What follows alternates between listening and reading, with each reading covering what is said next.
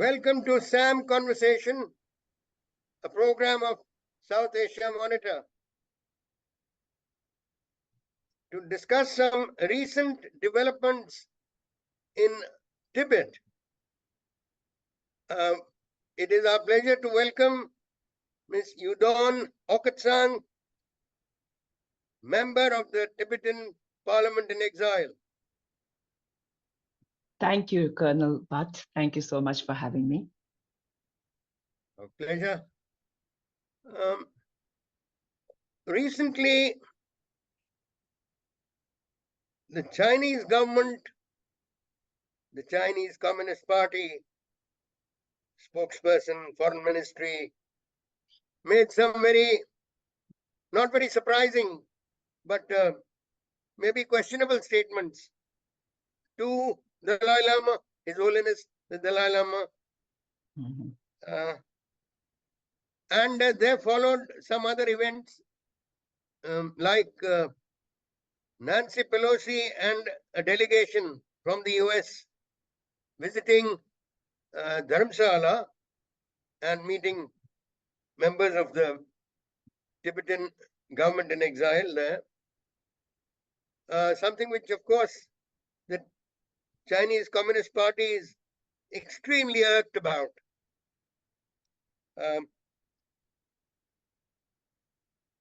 Ms. Aukatsang, we'd like to get the first-hand, input from you about exactly what was said to His Holiness the Dalai Lama and what followed. Please. Thank you, Colonel Bhat and South Asia Monitor for having me on your channel. I'm very happy to be talking about Tibet. We are actually, first of all, I'd like to share this great news that I heard just yesterday, that His Holiness the Dalai Lama had a very successful knee surgery, and he's now resting, and we pray for his recovery soon, and his work and commitment, not just to Tibet, but to world peace and non-violence, is very crucial. So we are very happy to that news, and I want to share that news. And now that you're asking me about the US high-level delegation, I want to say that it is a very, very significant and important visit. And at the highest level, it is a bipartisan US Congress delegation that came to Dharamsala on June 18th and 19th. And it was led by the House Foreign Relations Committee chair, who's a Republican, Michael McCall, and accompanied by former Speaker Nancy Pelosi, who is a very staunch Tibet supporter, has been for a very long time, and also another very staunch Tibet supporter who's also an architect of many of the Tibet policies, along with Nancy Pelosi, Congressman Jim McGovern, and they also were accompanied by 4 other US congressmen.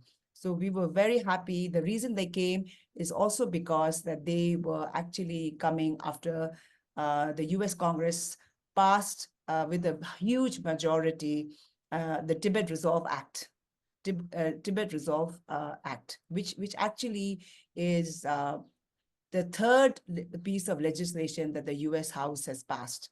And this resolution, this act, which actually after Joe Biden, the President Joe Biden signs, will become a policy. It'll be like a US policy on Tibet. And I've read that if the president doesn't sign it in 15 days, then it's deemed to be signed.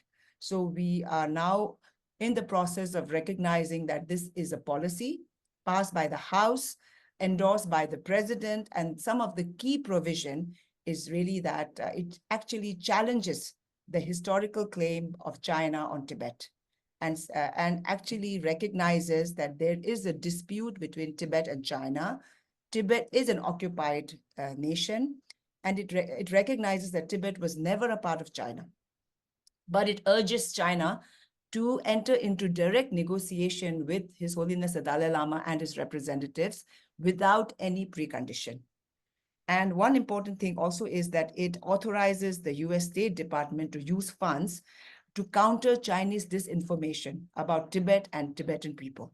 And not just US government, but they must engage in multilateral kind of, what do you call it, multilateral efforts with other like-minded, what do you call it, countries to put pressure on China to actually have a dialogue, a direct negotiation with Tibetan people, representative of His Holiness the Dalai Lama.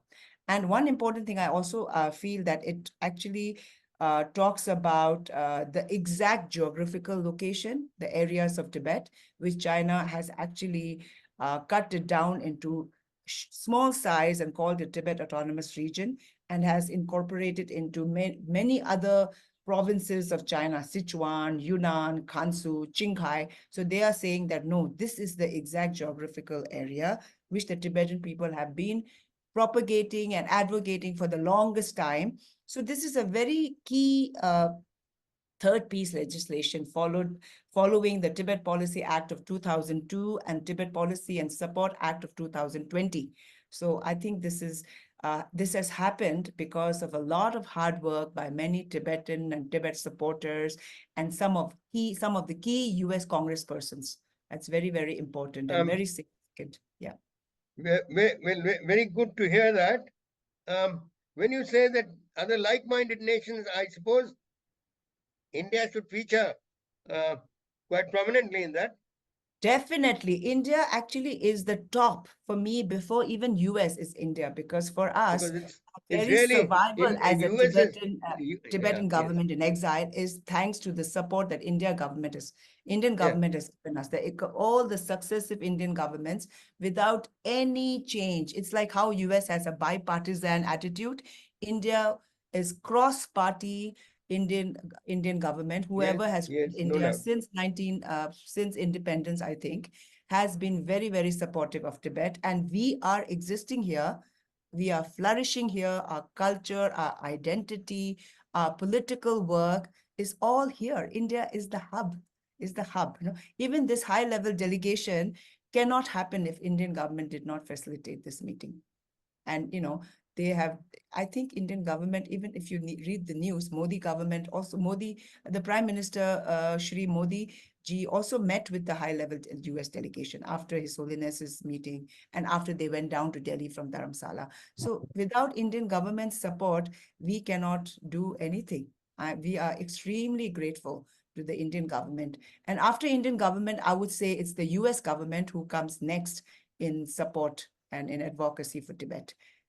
Yeah, I was going to talk about how, the threat of China is so looming that the world has totally woken up to it, post-COVID also, right?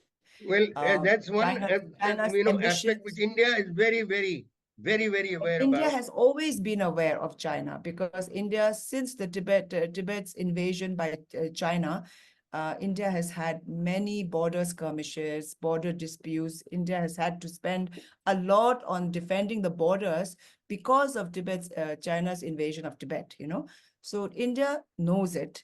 US also knows it, but now knows it even more convinced of the threat of China.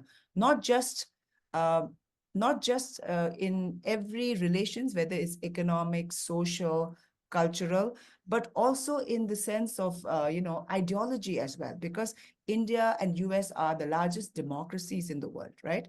What China is a threat to democracy, to freedom, to liberty, to equality, to human rights.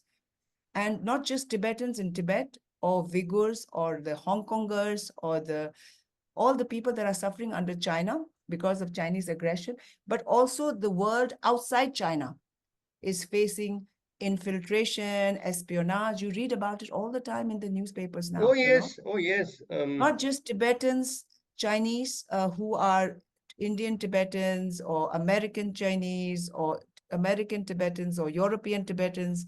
They all are facing the threats, harassment, surveillance, coercion. No, whatever I'm saying, No, of course, multifold under China, in Tibet. In Tibet, Tibetans are going through huge surveillance. And we have over 2,000 reported known Tibetan political prisoners in Tibet. But outside also, it's pouring out. China, because of its might, sheer might, economic power, and military power, they are really flexing their muscles. And they're trying to reach out, and we call it We didn't know this term before, transnational repression. Across the border also, within their borders, we don't even know what's happening because the flow of information is so bad. We get to know that somebody died or got arrested and tortured 4 or 5 years after that person has happened, is no more, right? But outside of China also, there's huge transnational repression where families of Tibetans are being threatened. They're saying that if you talk against China, if you try to criticize Chinese government, your families will be arrested. Even recently, even Chinese, you must have read just yesterday, there was a New York Times article about this writer, a very famous Chinese writer, Deng Yuan, who is a prominent Chinese writer based in the US. He is constantly being criticized, but not just him. His teenage daughter actually got threatened on social media platforms, Facebook, Instagram, and all these, So Tibetans have been going through this forever. And we didn't know that. It's a recent term that they have come up with, transnational repression. But we always faced it since the Chinese occupied us and we've come to exile. Tibetans with families inside. Till the 80s, we didn't have connection also. But once the connections happened, there was some kind of communication back and forth. And now with the social media, people are able to send back and forth photos and, messages. But you have to be so careful. If you, we have a very famous one of recent Tibetans who have come, Dr. Gallo. He says that he feels unsafe to contact his family because his family has been, messaging him saying that, please stop criticizing the Chinese government in foreign media, because he's giving, he's actually giving testimonies about how he was, what happened inside Tibet and what happened to him, but they are messaging him and calling him because I'm sure it's being under Chinese pressure. So he cannot talk. He's saying he feels for the safety. So Tibetans who have escaped from Tibet, post 80s, 90s, and recently, they are very, very scared. So they have to be, sometimes we have to cover their faces with fake names and all kinds of things, because we can't give out names now. Moment you give out names, their families there are being tortured, detained, questioned, harassed. So it's really, and then not just Tibetans, like I said, I don't know India, how much of a research we are doing. I'm sure when the US and Canada and Australia are talking about how Chinese have entered their system, cyber security threat to Yes. and China is various waging war. China, through technology, the through Communist artificial Party, intelligence also, AI also, the Communist Party and the PLA are waging war in every way except by firing, bullets. By every other way, they are waging war. And they are throwing money on influencers, whether they are media people, whether they are social media influencers, opinion makers, even in the West and in India, to kind of advance their narrative, their fake narrative. Yeah, that is one of the things that the Resolve Tibet has. It says we need to counter the Chinese disinformation and fake news, all that narrative. Gray warfare, gray zone warfare. That's what they are practicing, not only on India, but on a number of other nations also. And in Tibet, it's unimaginable, Colonel Bhat. Inside Tibet, it's unimaginable because they have done everything at a mass scale, whether it is assimilation of Tibetan children into Chinese culture, because you have read in all the various reports by Human Rights Watch, Amnesty International, even the UN has expressed concern over this mass Tibetans kind of being forced into Chinese boarding schools, whether they are actually only exposed to Chinese culture, Chinese thought, Chinese language, and at the same time, they are doing this mass DNA it's like forcing a cultural change. Yes, forcing the a very cultural identity, change on, they are forcing assimilation into Chinese. So the so-called, they want to make one China because they don't want this Tibet and, other voices. They just want to have one China, one system that is communist China. So we really have to work in solidarity because the very fabric of democracy, freedom, equality, human rights is threatened. And you must have read about recent how they are also, bullying in Philippines also, in the neighboring, Philippines, Vietnam. They all are suffering. So we really need to make sure that China does not kind of And take it's over. not only there. You see in countries like countries which are neighbors of India, Yeah. Sri Lanka, Nepal, Nepal, Myanmar. you don't tell me. Nepal is hand in glove because they are such a small country. So there's so much money thrown into Nepal, and Nepal is so much in debt to China that I hear that Chinese army walk in Chinese uniforms in Nepal. It's almost like a proxy China, you know. It's happening, you know, and you'll Oh, see when you go to Nepal, you see Chinese signs, yeah, like how we they have in have a India. presence. That way, India is very strong.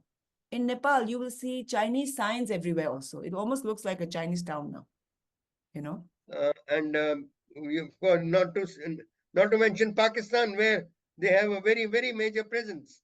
That's know. right. Pakistan, Um, China is doing that Pakistan also and because Pakistan they want to occupied counter Kashmir. India, to counter India also.